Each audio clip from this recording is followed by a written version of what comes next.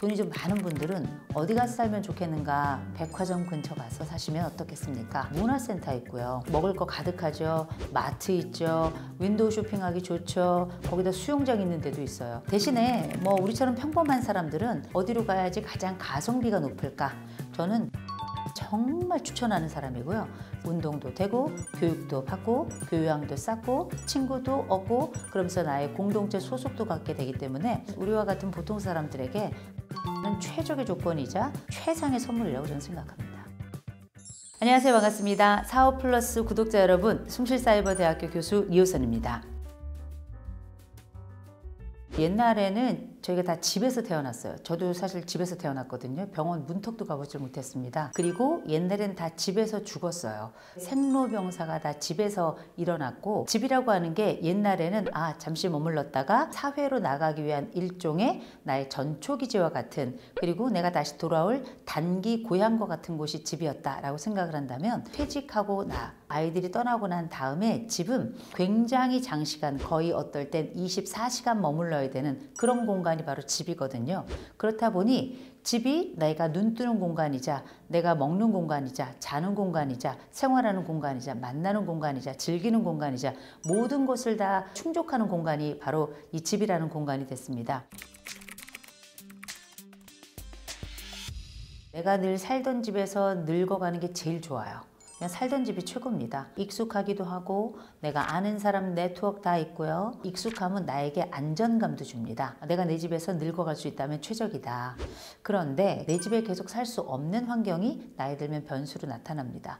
가장 대표적인 변수 중에 하나가 아이들이 분가를 하는 거예요. 그 전에 4인 가족, 5인 가족 이렇게 함께 살 동안에는 방도 3개, 집도 꽤 큰 집이 있어야 되겠고 물건들도 꽤 많았었죠. 그런데 이제 든자리는 몰라도 난자리는 안다고, 그 떠난 자리를 보면 빈둥지 증후군의 가장 첫 번째 개념은 휑해진 그 공간적 정서부터 오는 거거든요. 그러면 더 이상 우리는 넓은 집이 필요하지도 않고 그 넓은 집을 관리하는데 에너지나 돈을 쓰기도 좀 어렵고, 그러면 우리가 이사를 해야 되는 경우가 생겨나죠. 돈이 좀 많은 분들은 어디 가서 살면 좋겠는가 물어보시면 저는 이런 말씀 드립니다. 백화점 근처 가서 사시면 어떻겠습니까? 백화점 진짜 좋은 자리예요. 왜냐하면 거기 다 있습니다. 일단 문화센터 있고요. 거기다가 음식 먹을 거 가득하죠. 마트 있죠. 윈도우 쇼핑하기 좋죠. 거기다 수영장 있는 데도 있어요. 또 가서 VIP 고객 되잖아요. 코가 땅에 닿도록 그냥 웰컴 해줍니다. 제가 한 것도 없는데 그냥 소비했을 뿐인데, 백화점이라고 하는 곳이 사실 이렇게 훌륭한 문화적 인프라를 다 갖추고 있어요. 이 백화점이 있는 곳은 교통도 편합니다. 대부분 지하철이 있거나 아니면 버스가 그 앞에 있거나, 심지어 버스가 날 또 데리러 와요. 얼마나 고마워요. 문화센터에는 또 나랑 레벨이 비슷한 분들이 또 와가지고 나랑 비슷한 교양을 이렇게 같이 공유하는 경우들도 많이 있거든요.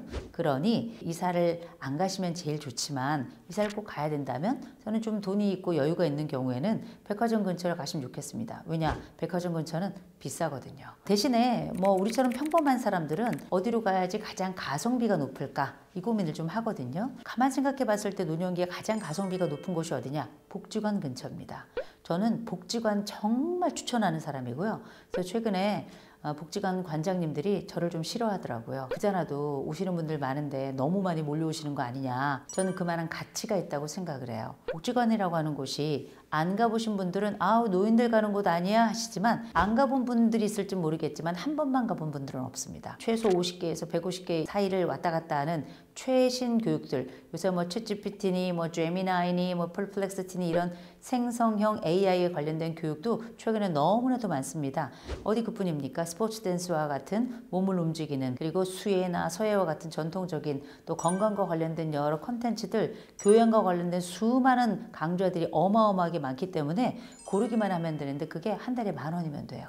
얼마나 좋아요? 검증된 강사들의 검증된 교육이 시시때때로 발생하는데 내가 그걸 복수, 곧 여러 개를 들을 수 있다니, 그거야말로 정말 최적의 교육 효과가 아닌가 싶고요. 특별히 이렇게 교육 현장에 들어간다는 얘기 뭐냐면, 거기서 공동체 속에 들어가는 거라 나만의 소속을 갖게 되는 겁니다. 또 하나의 동지의식을 가지면서 우리가 더 이상 명함을 갖지 않는 그 나이가 됐다고 생각하지만 마음의 명함은 갖게 된다는 거 굉장히 중요합니다. 어디 그뿐인가요?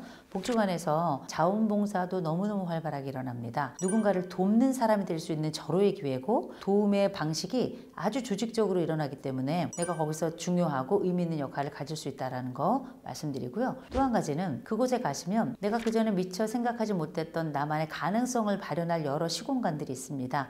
거기에 가면 연극도 하고요. 또 때로는 영화를 분석하기도 하고요. 특별히 내가 이전에 했던 전공을 살려서 강의를 할 수도 있어요. 이런 요소들이 내가 잃었던 영역을 오히려 채우고 잊었던 영역을 기억나게 하는데 굉장히 중요한 역할을 할 겁니다. 어디 그뿐인가요? 수영장이 있는 곳도 있고요. 어디 그뿐인가요? 미용도 해줍니다.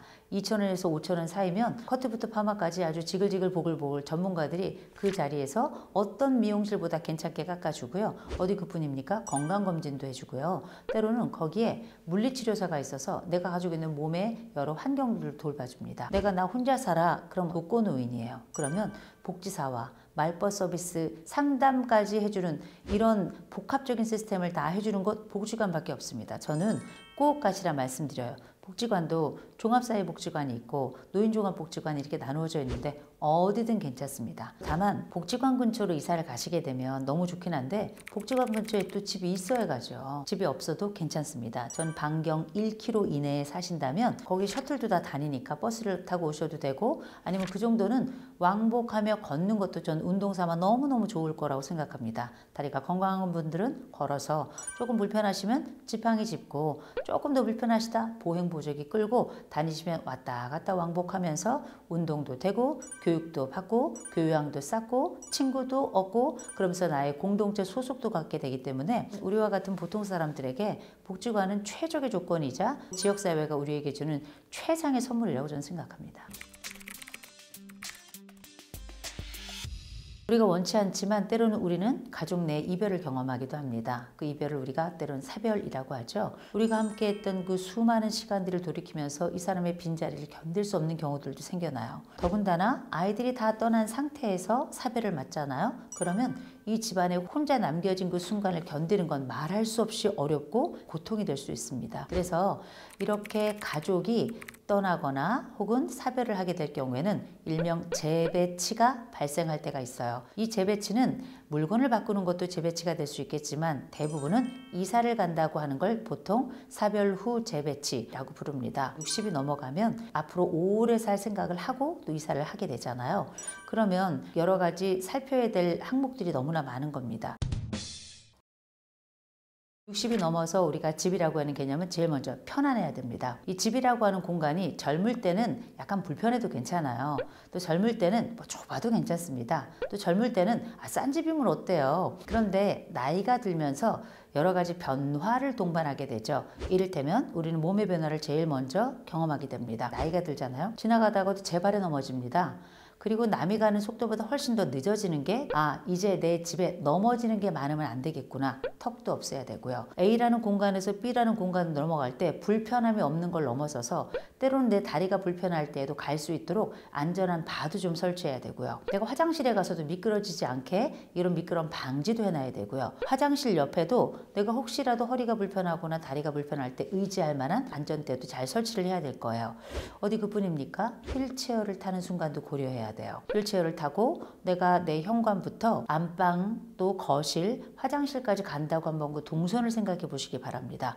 휠체어는 일단 바퀴라는 공간이기 때문에 턱이 있으면 다니기가 어려워요. 그래서 만만하게 내려갈 수 있는 안전한 경사로를 만들 필요가 있고요. 거기다 휠체어는 돌려야 됩니다. 돌릴 만한 공간이 있어야 된다는 이야기예요. 그런 충분한 공간을 고려해서 우리가 집이라고 하는 걸 생각해 봐야 되는 것. 그게 바로 노년기다. 이렇게 보셔야 될 것 같고요. 두 번째로는 내 주변에 또 누가 있는지, 나를 도울 사람은 있는지, 갑작스러운 변고로 누군가 나를 구하러 왔을 때 충분히 그 공간이 나에게도 안전하지만 타인에게도 허용되는 공간인지, 또 때로는 나이가 들어가면서 동네도 같이 늙어가요. 그렇게 같이 늙어가는 사람들이 편안하게 공유하는 공간인지, 또 서로를 돌보는 공간인지, 이런 것들도 함께 좀 살펴보셔야 될 것이, 나는 내 집에서 취미도 해야 되고 만남도 가져야 되는 게 바로 노년기 집이 가지고 있는 특징이기 때문입니다.